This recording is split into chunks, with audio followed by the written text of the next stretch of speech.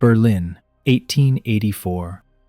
A conference room filled with European diplomats.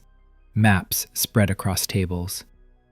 They're drawing lines across a continent they've never lived in, carving Africa into pieces like a Christmas turkey. No African leaders invited, no African voices heard, just European powers dividing 10 million square miles between themselves with pencils and rulers. Within 30 years, 90% of Africa was under European control. Entire civilizations erased, resources stripped, populations enslaved. And here's what your history books probably skipped. They had the exact same plan for China. Look at the maps from 1900. Britain had the Yangtze Valley marked in red. France claimed the south in blue. Germany took Shandong in yellow. Russia grabbed Manchuria. Japan circled Taiwan and Korea. The United States? They wanted the whole thing open for business. China was supposed to be next. The maps were drawn, the territories assigned.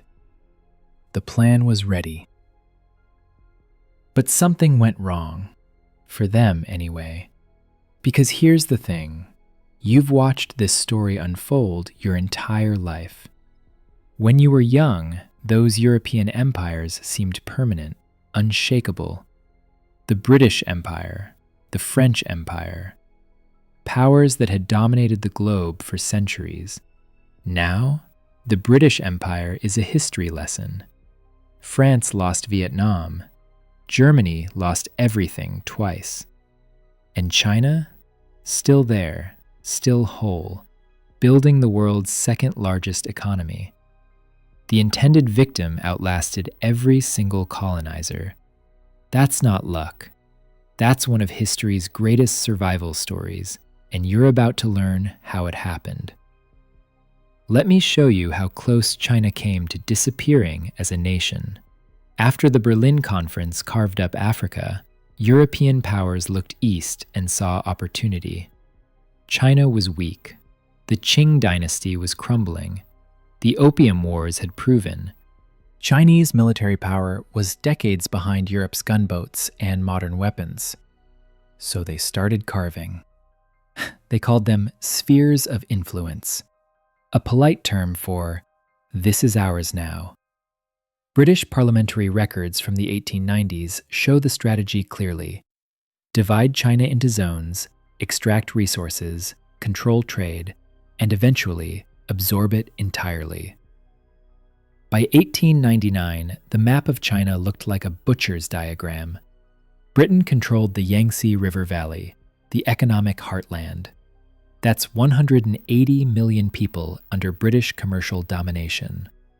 France took Yunnan, Guangxi, and Guangdong in the south, bordering their Indochina colony. Germany seized Shandong province after the murder of 2 missionaries gave them an excuse. Russia grabbed Manchuria and was building railways to drain its resources northward. Japan, after defeating China in 1895, took Taiwan and dominated Korea. And the foreign concessions? Shanghai alone had British, French, American, and international settlement zones where Chinese law didn't apply. Signs in parks reading, "No dogs or Chinese," in China's own city. This wasn't informal influence. These were carved territories with foreign troops, foreign laws, foreign railways, extracting Chinese resources to foreign ports. The plan was working. China was being sliced apart piece by piece. Contemporary British newspapers celebrated it.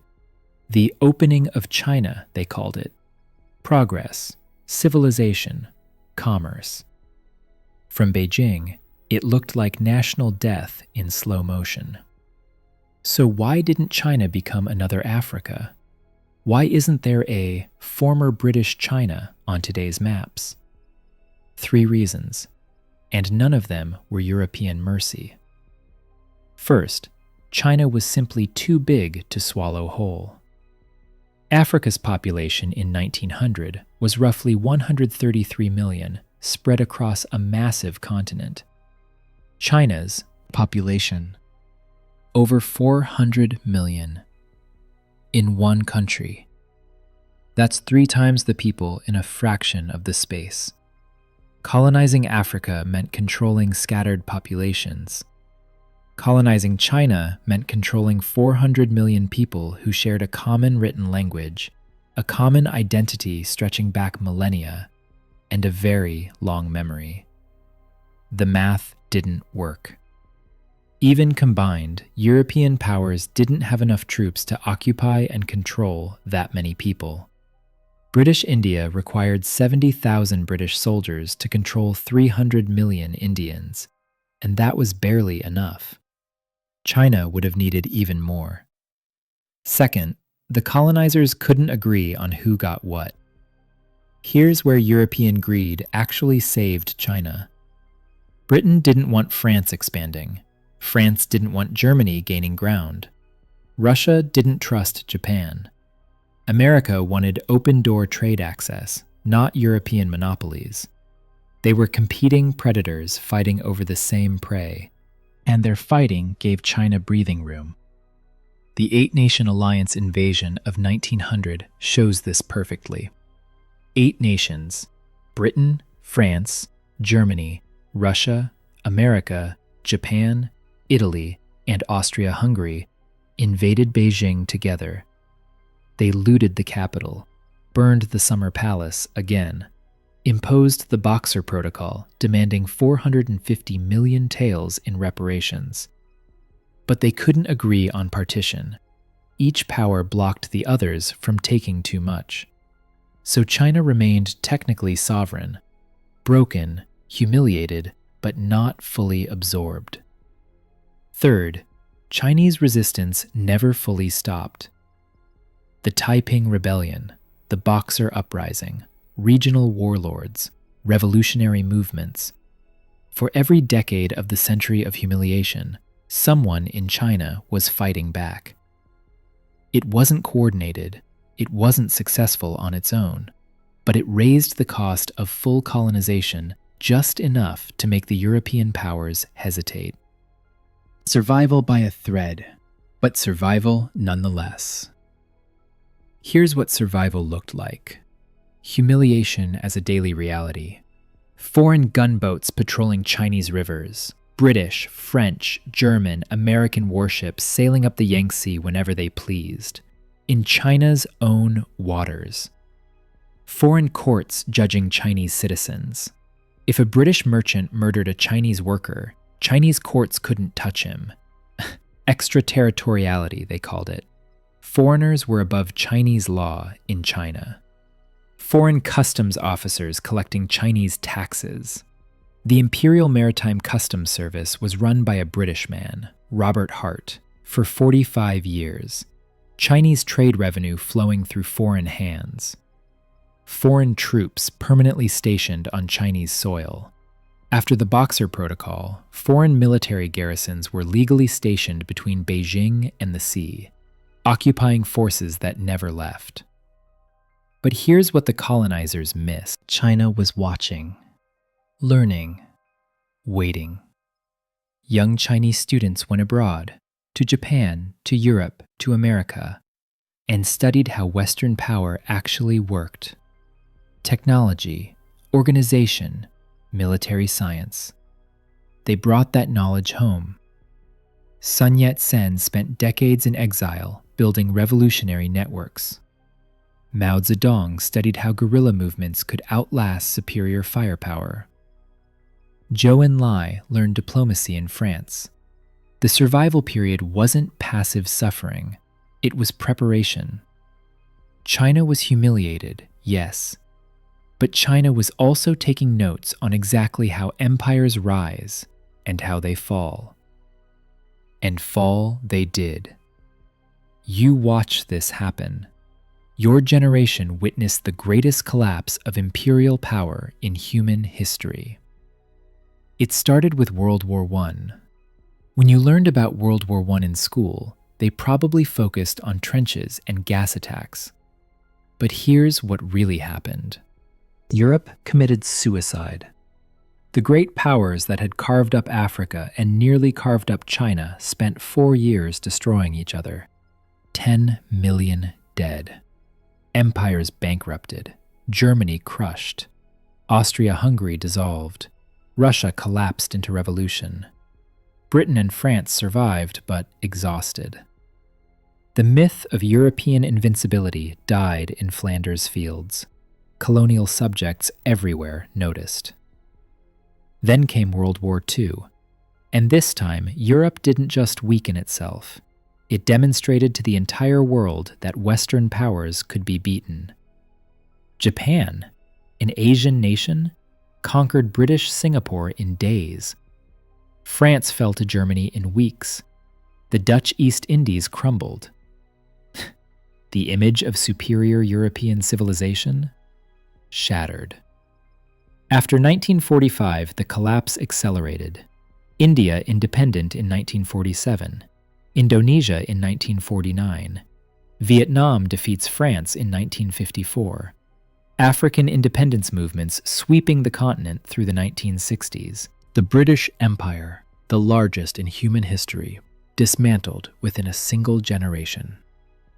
If you're 70 today, you were born when the British Empire covered a quarter of the world. By the time you were 30, it was basically gone. And while European empires collapsed, something else was rising. Here's where the story gets uncomfortable for Western audiences. The numbers don't lie. In 1980, you probably remember this period clearly, China's GDP was $191 billion. Britain's was $564 billion. France's was $701 billion. Germany's was $950 billion. The former colonizers were still on top. The intended victim was still recovering. By 2023, World Bank data shows China's GDP at $17.7 trillion. Britain, $3.1 trillion. France, $2.8 trillion. Germany, $4.4 trillion. China's economy is now larger than Britain, France, and Germany combined. Multiply it. That's the scale of reversal. Manufacturing tells the same story. UN industrial development data shows China now produces roughly 30% of global manufacturing output, more than the US, Japan, and Germany combined.